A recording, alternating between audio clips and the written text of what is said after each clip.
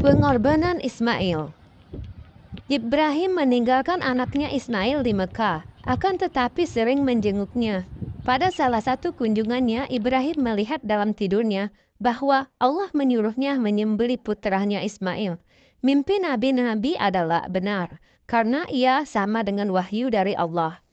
Oleh karena itu, Ibrahim bertekad untuk melaksanakan perintah Allah itu. Ibrahim menceritakan hal itu kepada anaknya Ismail yang hanya satu-satunya pada saat itu.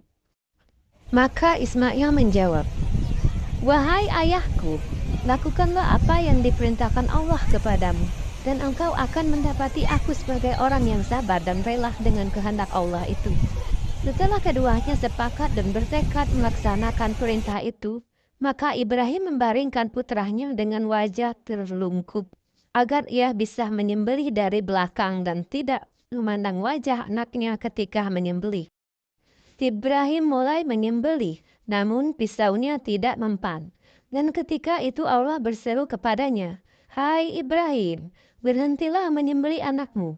Telah cukup ujian dan kami telah mendapati pada dirimu ketaatan dan kesabaran dalam melaksanakan perintah Tuhanmu. Ini adalah ujian besar yang nyata, yang telah kami ujikan terhadap imanmu dengannya, sehingga kamu termasuk orang-orang yang beruntung. Maka ambillah kibas ini dan sembelihlah sebagai tebusan bagi putramu." Ibrahim dan Ismail membangun Ka'bah. Ibrahim tinggal di tempat yang jauh dari putranya dan lama tidak berjumpa.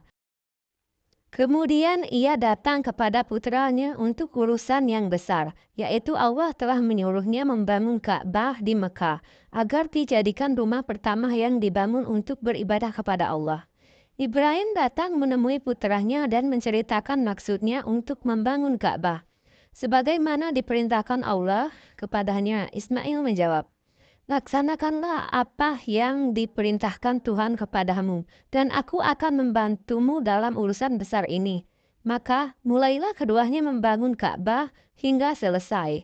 Dan tempat Ibrahim berdiri ketika itu dikenal sebagai nama Makam Ibrahim.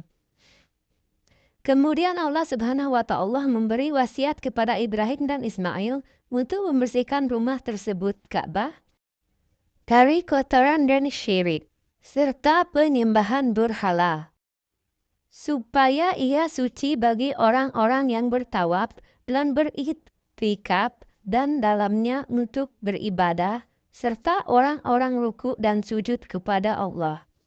Sebagaimana Al-Quran mengisyaratkan kepada doa Ibrahim yang berdoa kepada Tuhannya agar menjadikan negeri di mana rumah itu dibangun sebagai negeri yang aman dan memberi rezeki kepada penghuninya yang beriman kepada Allah dan hari akhir, berupa buah-buahan di bumi dan kebaikan-kebaikan yang lain. Allah telah mengabulkan doanya dan memberitahukan kepadanya bahwa Allah tidak kikir dalam memberi rezeki kepada orang-orang kafir di dunia. Akan tetapi pada hari kiamat ia akan menimpakan siksa neraka kepadanya, dan itulah seburuk-buruk tempat kembali. Allah telah menjadikan Mekah negeri yang aman. Barang siapa yang mengganggunya, maka Allah akan membinasakannya, sebagaimana Allah telah mencurahkan rezeki atasnya. Maka terdapat segala macam buah-buahan di situ dari negara-negara lain. Akhirnya Allah mengisyaratkan pembangunan Ka'bah oleh Ibrahim dan Ismail dan peninggian pondamen-pondamennya. Sedang keduanya berdoa dengan khusyuk kepada Allah supaya berkenan menerima kerajaan besar ini dari mereka. Sekian kisah Nabi Ismail, putra Nabi Ibrahim yang dikutip dari Kisah 25 Nabi dan Rasul oleh Zaid Husain Al-Hamid.